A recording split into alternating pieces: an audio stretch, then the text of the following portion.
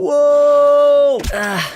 Acidentes acontecem, mas às vezes cometer um erro pode levar a algo incrível. Não acredita em mim? Bem, você sabia que algumas das suas comidas favoritas, seus remédios que salvam vidas e até os seus cereais matinais foram feitos completamente ao acaso? Mas como isso foi possível? Bem, sem mais delongas, aqui estão as invenções acidentais que você não consegue imaginar viver sem.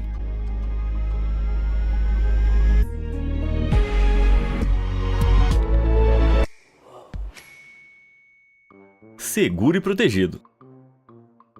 O zíper da sua calça já estourou em público, ou você já precisou consertar um curativo? Bom, um alfinete de segurança é sempre útil em pequenos acidentes, e ironicamente ele também foi inventado por acidente. O ano era 1849, o lugar era Nova York, e o mecânico Walter Hunt estava sentado em sua mesa, estressado com uma dívida de $15 que ele tinha. Era muito dinheiro para se preocupar na época. Na verdade, era o equivalente a uns $600 hoje, mas por sorte ele de repente encontrou a solução para os seus problemas. Ele estava mexendo com um pedaço de fio de latão, dobrando em vários formatos. De repente, inspirado, ele criou um mecanismo de mola que permitia que ele fosse fechado e aberto com segurança. Pinos como esse, chamados fíbulas, datam da Idade do Bronze, mas Hunt finalmente criou um que não ficaria espetado na sua roupa, ou melhor, nos seus dedos. Ele decidiu vender os seus direitos de patente, o registro legal e a propriedade da invenção, e recebeu $400, o equivalente a $16 mil hoje em dia. E com certeza ele resolveu seu problema de dívida. Acabou sendo um alfinete de segurança financeira também.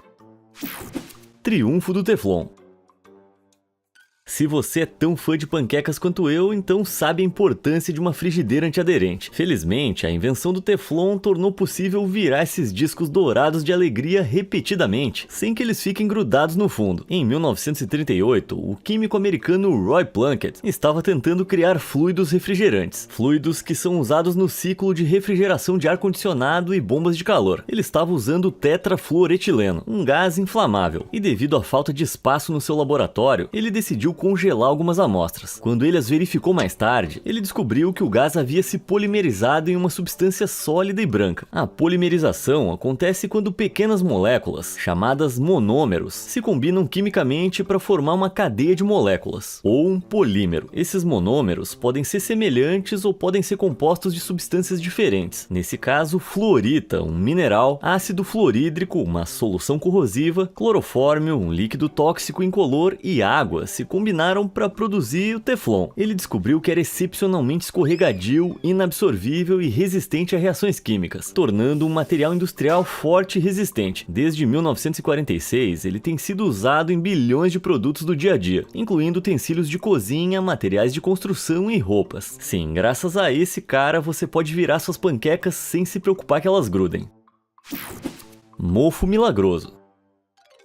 Na minha opinião, não tem nada mais doloroso ou irritante do que uma infecção de ouvido. Felizmente, você pode tomar alguns antibióticos e geralmente ela desaparece em alguns dias. Mas poderia ter havido um futuro muito doloroso em que a gente nunca descobriria os antibióticos. Em 1928, o bacteriologista Alexander Fleming estava trabalhando no Hospital St. Mary em Londres. Quando voltou das férias um dia, encontrou mofo crescendo em uma placa de Petri cheia de bactérias. Então, ele percebeu algo que nunca tinha visto antes. O mofo estava impedindo as bactérias de crescerem ao redor dele. Isso se devia a um produto químico dentro dele que podia matar bactérias quase completamente, que ele posteriormente batizou de penicilina. Ele apresentou essas descobertas monumentais em 1929, mas ninguém se interessou, o que foi um grande erro. Tipo, um erro enorme. Uma década depois, em 1938, a pesquisa de Fleming foi descoberta pelos cientistas Howard Florey e Ernest Chain. Em 1939, eles começaram a tentar extrair esse produto químico do mofo, e depois de um ano, finalmente produziram penicilina pura. Com testes experimentais realizados, os primeiros pacientes foram tratados com o medicamento em 1941. De repente, infecções bacterianas e doenças estavam se curvando em derrota. E pensar que quase foi perdido não uma, mas duas vezes. Uma sorte contagiosa.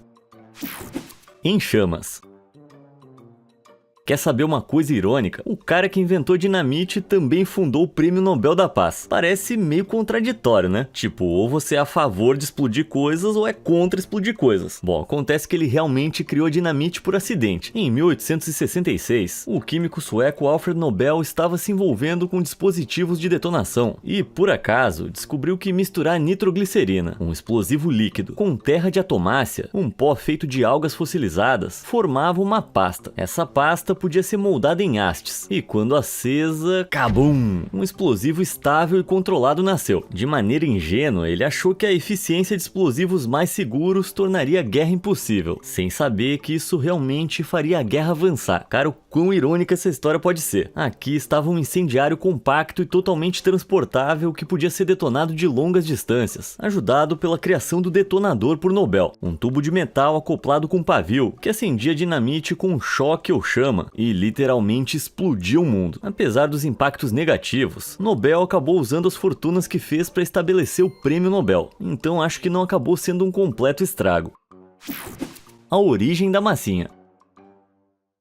Não tem como esquecer o cheiro da massinha de modelar. Ele imediatamente te leva de volta à infância. Alguém mais tentou comer isso aqui também? É só eu? Tá bom, esquece. Enfim, o que você pode não saber é que originalmente ela começou como um produto de limpeza. Sim, na década de 1920, Cleo McVicker trabalhou para a empresa de sabão Kilto Products em Ohio. Mas em 1933 ela estava saindo do mercado. E em um esforço para salvá-la, McVicker e seu irmão criaram uma nova invenção. Era uma substância não tóxica feita de água, farinha e sal, usada para limpar fuligem do papel de parede. Pera aí, as pessoas realmente precisavam disso? Claro que sim. As casas naquela época tinham aquecedores a carvão, e os vapores podiam manchar as paredes. Mas na década de 1950, as famílias estavam mudando para óleo e gás, tornando o produto obsoleto. Mas nem tudo estava perdido. Em 1955, o filho de McVicker, Joe, estava no comando da empresa, e a cunhada dele, uma professora, os convenceu a transformar o produto em um brinquedo. Ele visitou a escola dela e viu todas as figuras que as crianças fizeram com o produto. E ali mesmo aconteceu aquele acender da lâmpada. Em 1956, a Play-Doh entrou oficialmente em cena. E décadas depois, uma criança idiota, no caso eu, decidiu que era boa ideia colocar isso na boca. Um legado muito saboroso. Invenção gelada. O verão não fica completo sem picolé, certo? E como algo muito desfrutado por crianças, faz sentido que tenha sido inventado por uma criança. Como assim? É isso mesmo. O picolé foi criado na Califórnia por Frank Epperson quando ele tinha apenas 11 anos. Em 1905, ele misturou refrigerante em pó e água em um copo, colocou um palito de mexer e deixou na varanda por engano. Então, durante a noite de inverno, ele congelou. E quando ele o tirou no dia seguinte, o doce sorvete congelado no palito nasceu. Epperson começou a vender sua criação, que ele chamou de Epsicle, num trocadilho com o seu sobrenome e a palavra icicle, e todo mundo adorou. Quase 2 décadas depois, ele solicitou oficialmente uma patente, mudando o nome para Popsicle. Agora, você tá certo se pensou que gelo saborizado não era um conceito novo, mas a patente de Epperson era muito específica. Ele detalhou o processo exato de fabricação, os ingredientes usados e até mesmo o tipo de madeira que os palitos deveriam ser feitos. Também ajudou que ele tenha recebido a patente antes dos seus concorrentes, o que permitiu que a empresa de picolés crescesse cada vez mais. Hoje, a marca vende incríveis 2 bilhões de picolés por ano. Impressionante para algo que nasceu de um garotinho de 11 anos. Pioneiro do marca-passo.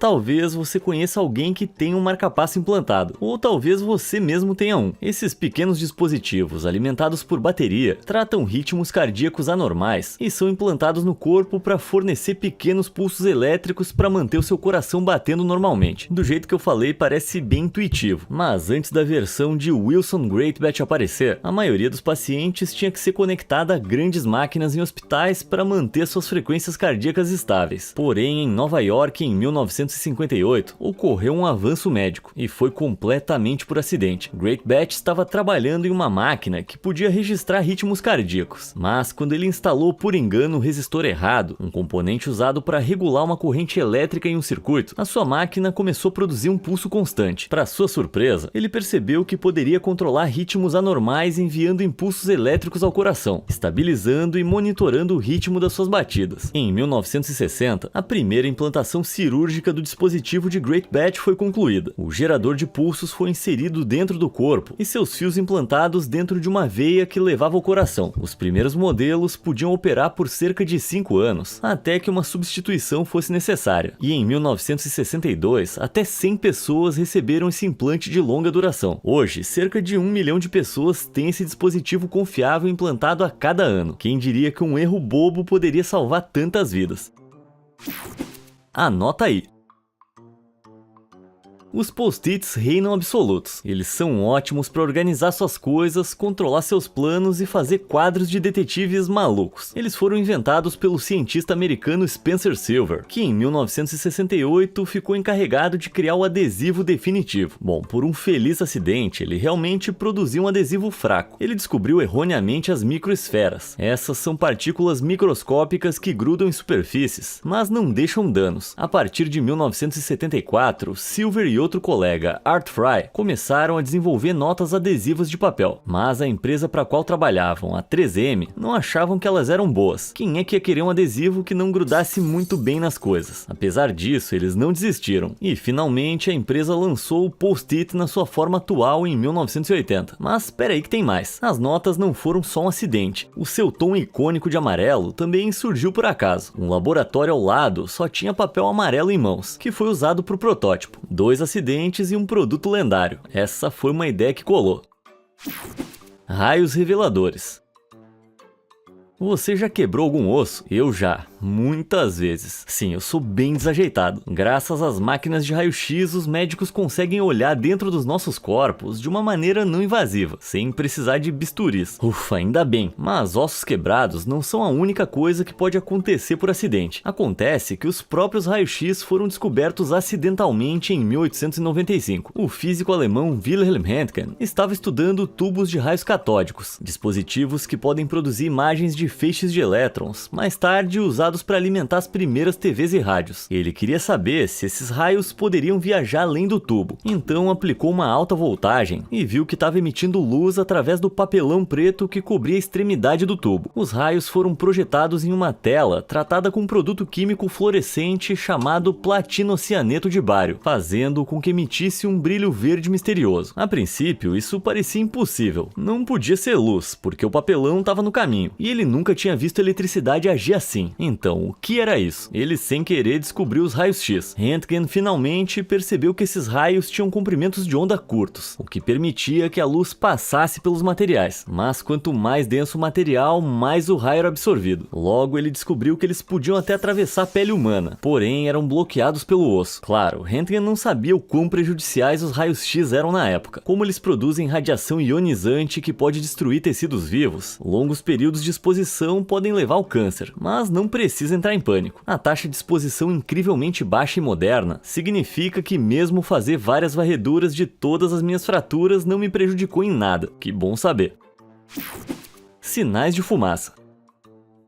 Você já queimou a sua torrada e disparou o detector de fumaça? Por mais que esses primeiros sistemas de alerta de incêndio sejam salvadores de vidas, eles podem ser muito irritantes. Mas temos sorte de tê-los, porque o detector de fumaça moderno foi inventado completamente por acidente em 1930. O físico suíço Walter Jäger estava tentando projetar um sensor medidor que pudesse identificar gás venenoso. Estressado, ele acendeu um cigarro e de repente o dispositivo começou a detectar as partículas de fumaça no ar. Isso alterou a corrente elétrica interna, o que levou sua máquina a responder movendo o medidor. Sucesso, quer dizer, mais ou menos. Então, em 1939, o colega físico Ernest Malley construiu a máquina de Jäger. Ele inventou um tubo de cátodo frio que poderia amplificar a sensibilidade do detector ao sinal eletrônico provocado pelas partículas de fumaça, forte o suficiente para disparar um ruído. Naquela época, os detectores eram caros de produzir, então eles eram usados apenas em ambientes industriais, mas finalmente em 1965, o primeiro alarme de baixo custo foi feito por Stanley Bennett Pearson e Duane D. Purcell para uso doméstico. Na década de 80, muitos estados dos Estados Unidos tornaram obrigatório por lei a instalação de detectores em todas as casas, uma prática que salvou inúmeras vidas, apesar de testar a sanidade das pessoas.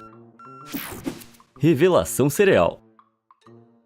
Kellogg's é um nome bastante onipresente em pelo menos um tipo de cereal, os flocos de milho. Mas na década de 1890, John Kellogg não estava em uma missão para criar algo nutritivo e saudável, mas sim algo sem graça. Na época, ele estava trabalhando no sanatório Battle Creek em Michigan e queria fazer uma refeição sem graça à base de trigo para os seus pacientes, pois acreditava que os alimentos poderiam influenciar em seu estado mental. Portanto, alimentos sem graça manteriam os pacientes calmos. A história conta que John, ou seu irmão Will, abriu um pouco de massa de trigo, esqueceu e acidentalmente deixou durante a noite. De manhã, eles descobriram que a massa tinha se tornado estranhamente escamosa. Em vez de colocar no lixo, eles decidiram assar os flocos que tinham criado sem querer. E foi aí que o primeiro floco de milho nasceu. Quando John os deu aos pacientes, foi um sucesso instantâneo. Ninguém conseguiu resistir àquela crocância. Will começou a experimentar a receita e começou a usar flocos de milho de verdade em vez de massa. Então ele lançou oficialmente a sua empresa em 1906. No primeiro ano, eles venderam 45 mil quilos do cereal, e hoje em dia ele está presente em milhões de mercados e em milhões de estômagos.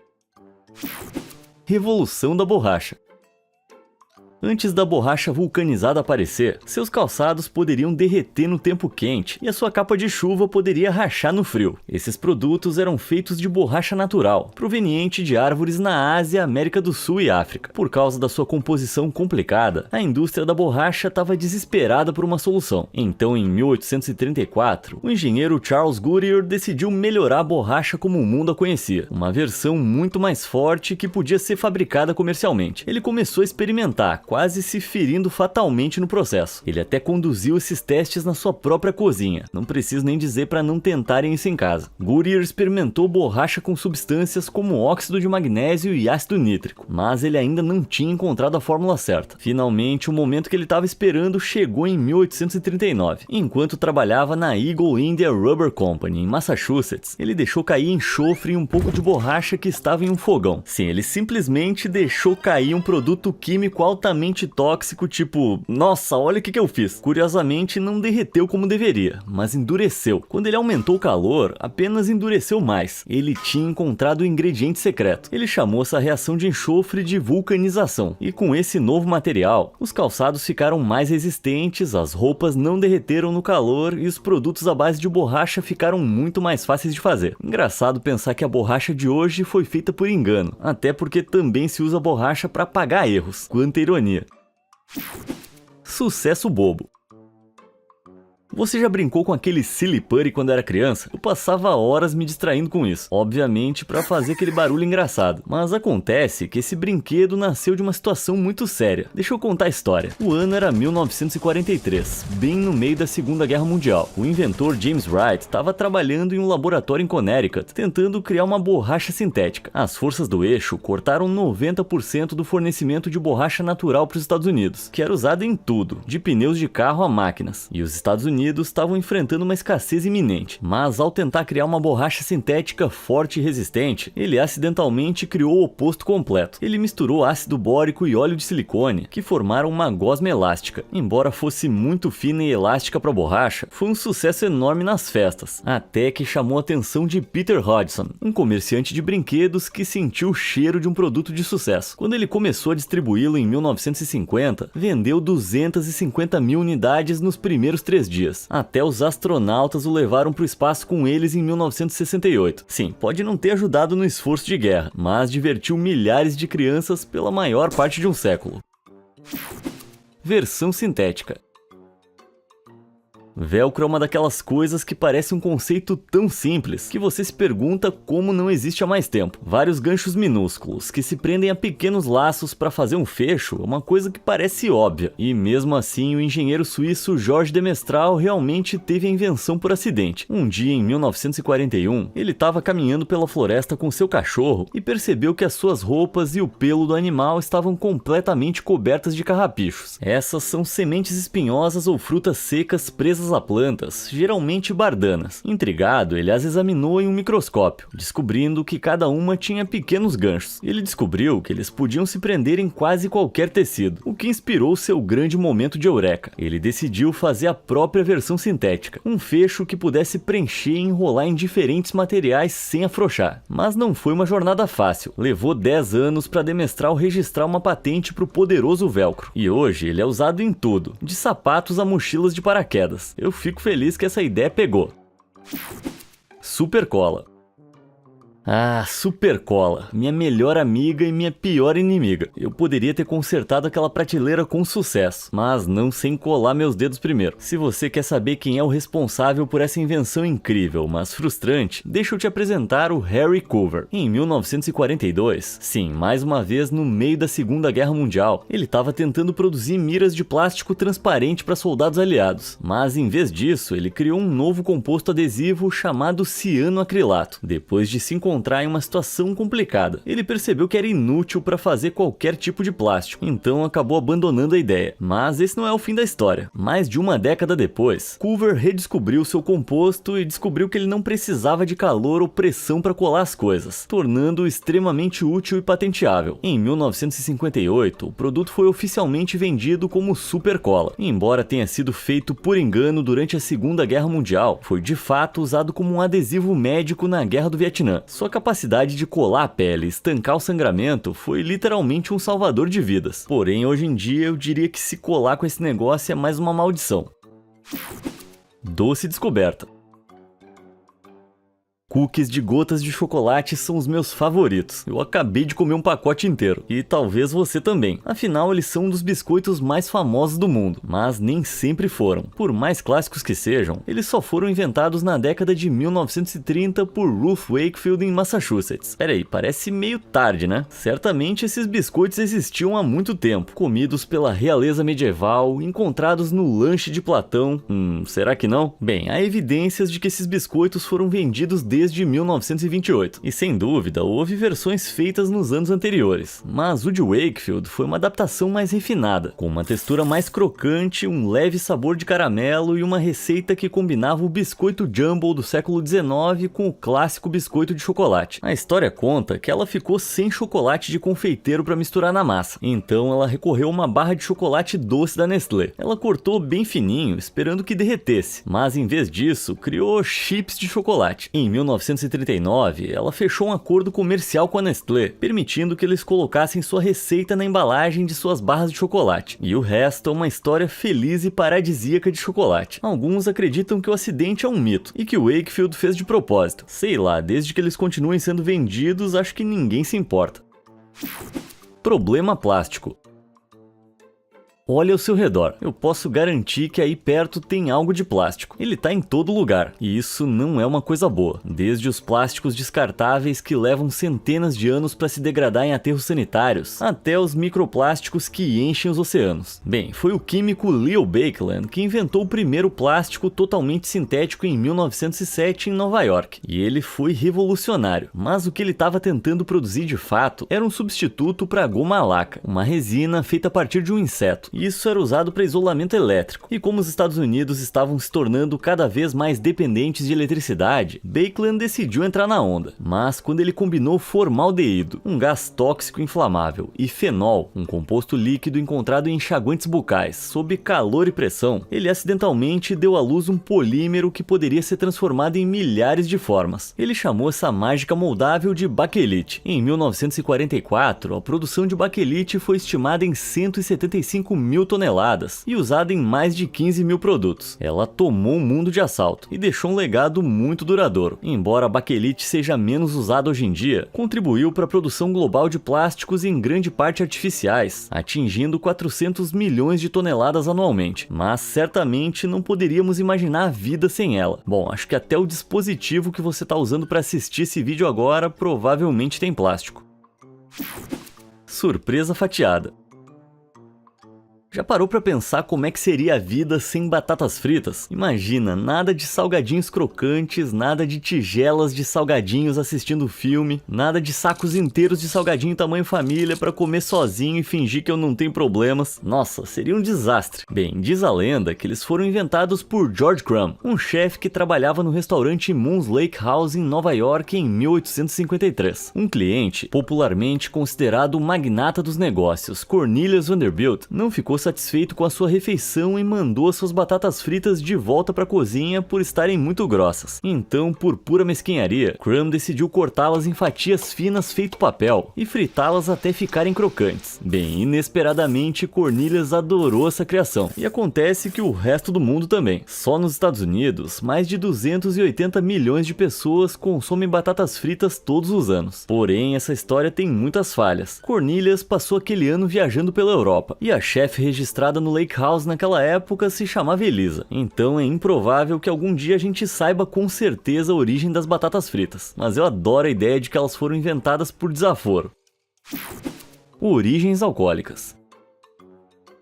Você prefere Coca-Cola ou Pepsi? Eu sou time Coca-Cola. Não porque eu acho que tem um gosto melhor, mas porque a sua história de origem é muito louca. Mais de 2 bilhões de porções são consumidas globalmente todos os dias. Mas originalmente, esse líquido marrom efervescente era vendido como um tônico para curar os nervos. Criado por John Steve Pemberton, um farmacêutico e soldado, ele o desenvolveu para ajudar na dor causada por seus ferimentos de batalha. Inspirado pelo Vin Mariani, um tipo de vinho francês, ele decidiu fazer o seu próprio em 1886. Porém, na época, aconteceu que uma campanha social promovendo a sobriedade estava ganhando popularidade, forçando-o a criar uma versão sem álcool. Ele misturou seu xarope base com água gaseificada e... Então, se eu falar o nome dessa substância, o YouTube vai me bater com seu martelo da proibição. Então eu só vou dizer que rima com tubaína. Sim, é daí que vem a parte coca do seu nome. Era totalmente legal na época. Então ele anunciou o refrigerante como um remédio e um tônico, que poderia ajudar a aliviar náuseas, dores de cabeça e indigestão. Pode crer que sim. Mas a história não termina aí. Devido a alguns hábitos preocupantes, tipo, o cara tava vendendo refrigerante com aquele pozinho do mal misturado, Pemberton quase faliu várias vezes. Em 1888, ele vendeu as suas ações restantes na bebida para Asa Candler, um empresário que fundou a The Coca-Cola Company em 1892. Foi esse cara que realmente espalhou a palavra, comercializando-a com sucesso para públicos mais amplos e, em algum momento, removendo o pozinho da receita. Aliás, tô muito feliz que eles corrigiram isso. Qual foi a sua invenção acidental favorita? E você conhece alguma outra que eu não falei aqui? Me conta nos comentários e, como sempre, obrigado por assistir.